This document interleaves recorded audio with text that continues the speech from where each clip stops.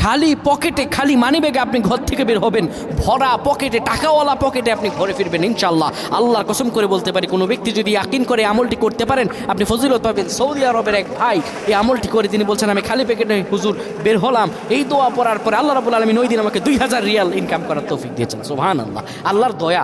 আল্লাহর উপর কেউ যদি বিশ্বাস করে, ইয়াকিন থাকতে হবে, বিশ্বাস থাকতে হবে, তাহলে আল্লাহ রাব্বুল আলামিন কবুল করবেন। আমার প্রাণের ভাইয়েরা, আপনার ঘরের যে অংশে আপনি টাকা রাখেন, যে মানিব্যাগের ভিতরে আপনি টাকা রাখেন, ওই জায়গাটার ভিতরে আপনি দোয়াটা পরে আপনি ফু দেবেন। দোয়াটা পড়ার আগে 10 বার দুরূদ শরীফ পড়বেন।